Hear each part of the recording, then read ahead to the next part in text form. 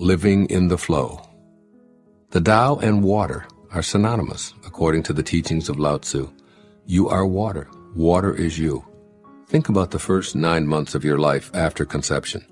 You lived in and were nourished by amniotic fluid, which is truly unconditional love flowing into you, flowing as you. You are now 75% water, and your brain is 85% water, and the rest is simply muscled water. Think about the mysterious, magical nature of this liquid energy that we take for granted. Try to squeeze it, and it eludes us. Relax our hands into it, and we experience it readily. If it stays stationary, it will become stagnant. If it's allowed to flow, it will stay pure. It does not seek the high spots to be above it all, but settles for the lowest places. It gathers into rivers, lakes, and streams, courses to the sea, and then evaporates to fall again as rain. It maps out nothing, and it plays no favorites. It doesn't intend to provide sustenance to the animals and plants. It has no plans to irrigate the fields, to slake our thirst, or to provide the opportunity to swim, sail, ski, and scuba dive. These are some of the benefits that come naturally from water simply doing what it does and being what it is. The Tao asks you to clearly see the parallels between you and this naturally flowing substance that allows life to sustain itself. Live as water lives, since you are water. Become as contented as is the fluid that animates and supports you. Let your thoughts and behaviors move smoothly in accordance with the nature of all things. It's natural for you to be gentle, to allow others to be free to go where they're inclined to go, and to be as they need to be without interference from you. It is natural to trust in the eternal flow, to be true to your inner inclinations and stick to your words. It's natural to treat everyone as an equal. All of these lessons can be derived by observing how water, which sustains all life, behaves. It simply moves, and the benefits it provides occur from it being what it is, in harmony with the present moment and knowing the truth of precisely how to behave. What follows is what Lao Tzu might say to you based upon his writing of the 8th verse of the Tao Te Ching. First, when you're free to flow as water, you're free to communicate naturally. Information is exchanged and knowledge advances in a way that benefits everyone. Be careful not to assign yourself a place of importance above anyone else.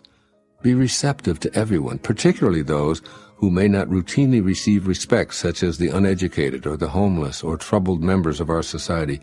Go to the low places loathed by all men, and have an open mind when you're there. Look for the Tao in everyone you encounter, and make a special effort to have acceptance, gentleness, and kindness course through you to others. By not being irritating, you'll be received with respect. By making every effort to avoid controlling the lives of others, you'll be in peaceful harmony with the natural order of the Tao. This is the way you nourish others without trying. Be like water, which creates opportunities for swimming and fishing and surfing and drinking and wading and sprinkling and floating and an endless list of benefits by not trying to do anything other than simply flow. And secondly, let your thoughts float freely. Forget about fighting life or trying to be something else. Rather, allow yourself to be like the material compound that comprises every aspect of your physical being. In the Hidden Messages of Water, Masaru Emoto explains that we are water, and water wants to be free. The author has thoroughly explored the ways in which this compound reacts, noting that by respecting and loving it, we can literally change its crystallization process. If kept in a container with the words love or thank you or you're beautiful imprinted on it, water becomes beautifully radiant crystals. Yet if the words on the container are you fool, Satan, or I will kill you, the crystals break apart, are distorted, and seem confused. The implications of Emoto's work are stupendous.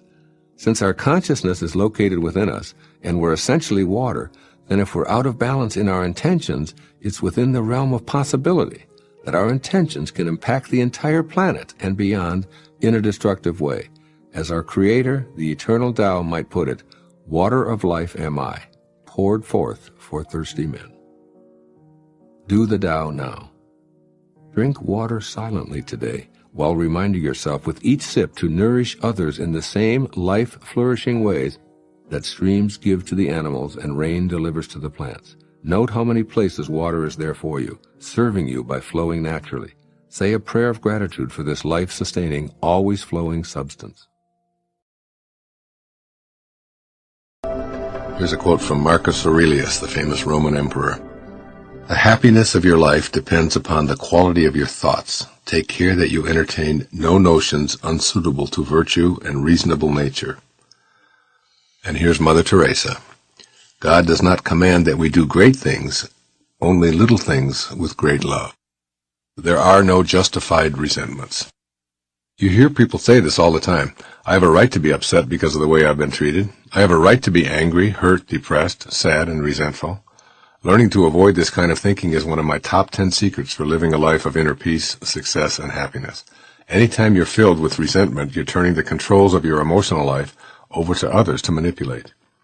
I became aware of how powerful this lesson was many years ago while sitting in on a meeting of 12 people who were in a recovery group for alcoholism and drug addiction. All 12 of those people were accustomed to blaming others for their weaknesses, using almost any excuse as a rationale for returning to their self-defeating ways. On a poster hanging in the room were these words, "In this group, there are no justified resentments." Regardless of what anyone would say to another group member, no matter how confrontational or ugly the accusations, each person was reminded that there are no justified resentments. You may need to consider whom you resent before you make your own choice about whether this is useful for you.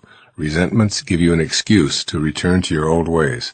This is what got you there in the first place. Why resentments are there? You may be familiar with a popular television show called Who Wants to Be a Millionaire? If the contestant answers 15 multiple-choice questions, he or she wins $1 million. Starting with a $100 question, the person in the hot seat answers 5 questions until reaching the $1,000 level. At this point, the person is guaranteed to leave with something. Then the questions increase in difficulty. If the contestant reaches $32,000, again there's a guarantee of leaving with that amount. So there are 2 crucial levels to attain. The $1,000 level, which is achieved by answering 5 relatively simple questions, and the $32,000 level, which involves 5 increasingly difficult questions. I've just related details about this TV program to present the idea of the 2 levels that you must achieve in order to have a chance at the highest $1 million level of awareness. The $1,000 level is one in which you can learn to leave blame behind in your life. If you don't do so, you're going to go home with nothing. Removing blame means never assigning responsibility to anyone for what you're experiencing. It means that you're willing to say, I may not understand why I feel this way, why I have this illness, why I've been victimized, or why I had this accident, but I am willing to say without any guilt or resentment that I own it, I live with it, and I am responsible for having it in my life. Why do this? If you take responsibility for having it, then at least you have a chance to also take responsibility for removing it or learning from it. If you're in some small way, perhaps unknown, responsible for that migraine headache or that depressed feeling, then you can go to work to remove it or discover what its message is for you.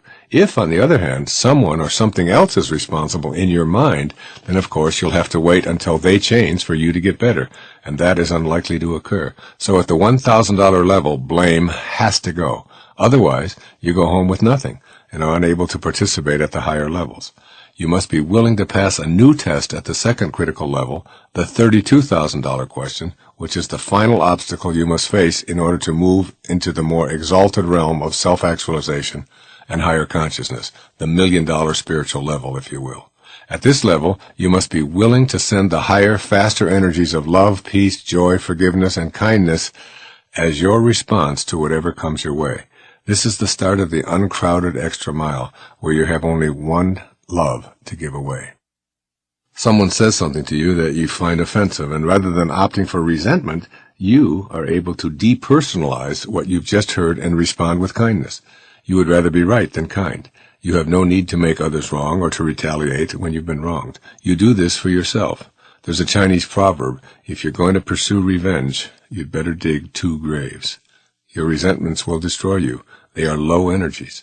And along the extra mile, you'll only meet others who have fully grasped this concept. The ones who haven't made it to this level are all back with the crowd who went out of the game long ago on an easier question, and most are still back there wondering why they keep going home with nothing. But I can assure you that they continue to blame others for their emptiness.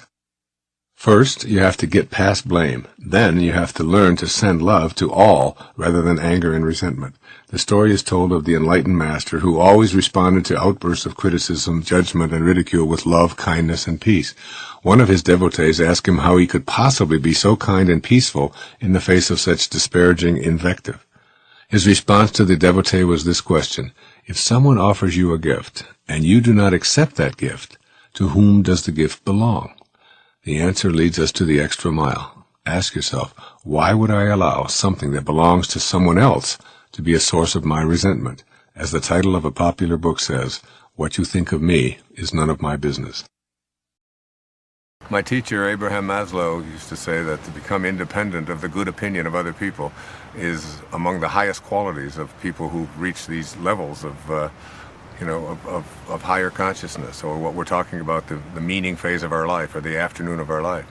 And most of us get so consumed with what other people think of us. And when Buddha offered that quote, when his devotee said, how can you be so calm in the face of all that criticism?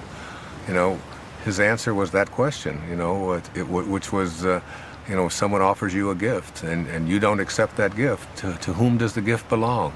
And they all thought about it and then realized that when someone offers you a gift of their opinion, no matter what it is, if you don't accept it, then it doesn't belong to you. And why in the world would you ever be upset about something that belongs to someone else? It's theirs, it's not yours. And that's something that each and every one of us can cultivate. And it goes way beyond just that great spiritual story. It goes into when we put our focus on how much money am I making, or how much prestige do I have, or did I get that promotion, or did I win the game? All of that is really about being dependent upon the good opinion of other people. You ever watch television and see when the football game is on and the cameras pan the crowd and everybody's number one, and I think, only one person can be number one. Only one. But there's all of us out there. So even in a competitive tennis match or whatever it might be that you're doing, there's still the place within you where you can allow other people's opinions to be just what they are, and to just enjoy every single moment of it. Just recently, in an Olympic match, there was a high hurdler who was running for the gold medal. And when she got to the 9th hurdle, there's 10 hurdles, when she got to the 9th hurdle, she said in her interview afterwards, I already saw the gold medal around my neck. And as soon as she took her focus off of what she was there to do and onto the outcome, or what other people were going to think of her and what it was going to be like to stand on the podium, she hit the hurdle. And she hadn't hit a hurdle in years. If we stay on purpose, on process, rather than on what people think and what the outcome is going to be, nothing can stop us. Nothing. Carl Jung once said that at the same moment that you're a protagonist in your own life and you're making choices, at the very same moment you're also the spear carrier or the extra in a much larger drama. We are making choices, he said, but we are all doomed to make choices, which is a paradox. We're doomed, that is, it's all set up for us, and we're also making choices. And if you want to get to the highest place in the Bhagavad Gita, the great ancient spiritual text of the Hindu faith, the Bhagavad Gita teaches us, that means Song of the Lord. It teaches us that you have to learn to blend the two opposites and live with two opposite ideas at the same time. I am a choice maker, I am out there, I have a free will, and at the same time, I am being lived by the Tao. And both of those, while they may contradict each other, it's the way of life, because what doesn't contradict? Think about who you are. Think about who you are right now listening to this. Who you are is this thing that's in physical form. It has a beginning, it has an end, it has substance to it, you can touch it, you can feel it, you get a hold of it. And also who you are is totally and completely invisible. That part of you which is listening to this and processing this and thinking about it and wondering about it is invisible. It has no form. You are form and formless all at the same moment. If I want to just wiggle my finger, it's an amazing thing to be able to just take this finger and wiggle it, because here's the finger and I wiggle it. What makes it wiggle it? You can go inside of my brain and you can find that which allows it to happen, but you can never find the interior, the invisibleness within each and every one of us that just says, I'm going to wiggle my finger. That's just a thought. It's invisible. You can't get a hold of that. You can't grab that thought. So I am that, and I am also the finger that is wiggling. I'm both. And that paradox is something we all have to learn to live with and stop fighting it. It's just in the way of things. It's all unfolding in divine order. By now you should be affirming that everyone you need for this journey of yours will show up, and that they'll be perfect in every way for whatever needs you have at this time. Furthermore, they'll arrive at precisely the right moment. In this play called your life, it has all been perfect.